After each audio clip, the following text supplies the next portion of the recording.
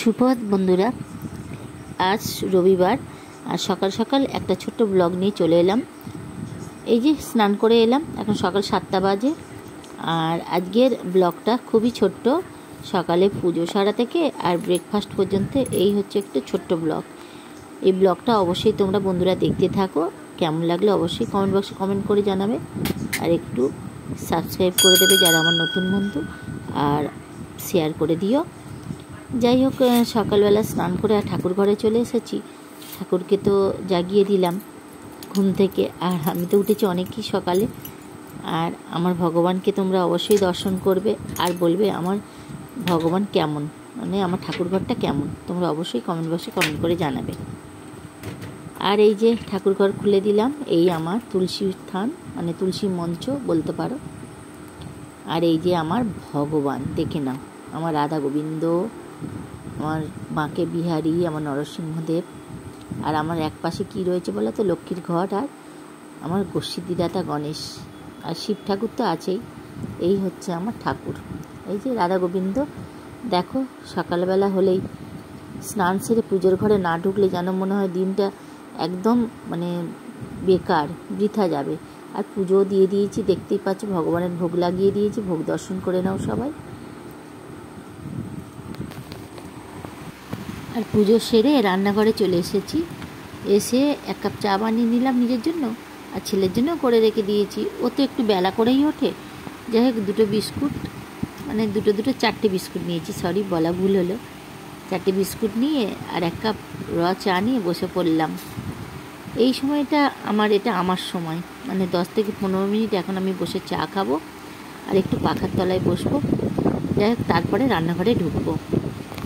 চা খাওয়া হয়ে গেলে রান্নাঘরে গিয়ে আমি ময়দাটা মেখে রেখেছিলাম। তারপরে এই আলু সিদ্ধ বসিয়ে দিয়েছিলাম, আলুটা সিদ্ধ হয়ে গেছে। এবারে আমি একটুখানি তরকারি বানিয়ে নেব, মানে হিঙের তরকারি। তেলটা গরম হয়ে গেছে, অল্প একটু সাদা তেল দিয়েছিলাম, আর এই যে ক্যাপসিকাম আর লঙ্কা কুচি ফোড়ন দিয়ে দিলাম, মানে এটা দিয়েই রান্না করব। আর একটু হিংটাকে একটু ভিজিয়ে রেখেছিলাম, আর এই একটু আদা থেতে দিলাম, আর এই হিঙের জল, আর একটু সামান্য হলুদ গুঁড়ো দিয়ে দেবো, দিয়ে একটু নুন, একটু চিনি, মানে 1 চামচ চিনি, স্বাদটাকে যাতে ব্যালেন্স করে, আর দিয়ে ভালো করে 2-3 মিনিট মতো কষিয়ে নেব। নিয়ে আর আলু সিদ্ধটা দিয়ে দেবো, দিয়ে আবার 2-3 মিনিট মতো ভালো করে কষিয়ে নাড়াচাড়া করে মিডিয়াম ফ্লেমে তারপরে আমি জল ঢেলে দেবো। ব্যাস তৈরি আমার আলুর তরকারি, হিং দিয়ে আলুর তরকারি। বেশ ভালোই লাগে খেতে। আর তারপরে একটু বাটার দিয়ে গরম গরম কটা পরোটা ভেজে নেব। পরোটাটা ভেজে ওর বাবার জন্য তো আগে পাঠাতেই হবে, কারণ গতকাল একাদশী গেছে। আর এই একাদশীতে আমরা মোটামুটি একাদশীর আগের দিন নিরামিষ খাই, আর পরের দিন মানে একাদশীর দিন তো আমরা মানে একাদশীতে শুধু আলু সিদ্ধ, তারপরে বিভিন্ন রকম ফল পাকড় এইসব খেয়ে থাকি। আর একাদশীর পরের দিনও আমরা নিরামিষ, মানে আজকের একাদশীর পরের দিন। গতকাল শনিবার একাদশী গেছে, আজকে সানডে রবিবার, একাদশীর পরের দিন দ্বাদশী পালন করছি আমরা। পারোনা তো হয়েই গেছে সকালে। আর আলুর তরকারি ওইদিকে হয়ে গেল, হিঙের আলুর তরকারি। আর এই যে কটা পরোটা ভেজে নেবো, মানে ওর বাবা গোটা 3-4 খাবে, আমি আর ছেলে 2-2 4টে। এই আমাদের কটা মোটামুটি পরোটা বানালেই হয়ে যাবে। এই বাটার দিয়ে একটু পরোটা বানিয়ে ফেলবো, বেশ পরোটাটা নরম নরমও হয়। আর তরকারি, আর সকালে তো ভগবানকে ভোগ লাগিয়েছিলাম।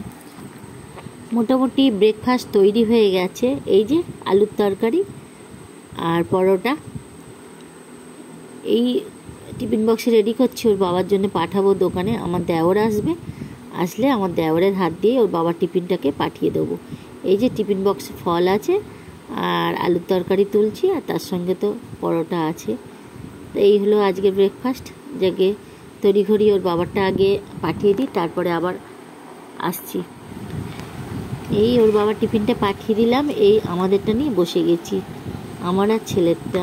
ছেলে ওদিকে খাচ্ছে আমার পাশে বসে, আর আমিও খেয়ে নিচ্ছি, কারণ কালকে থেকে ঠিকঠাক খাওয়া নেই, তো শরীরটাও ঠিক ভালো নেই, মানে পেটে কিছু না পড়লে আর শরীর চলবে না, কারণ এখনও অনেক কাজ পড়ে আছে সংসারে।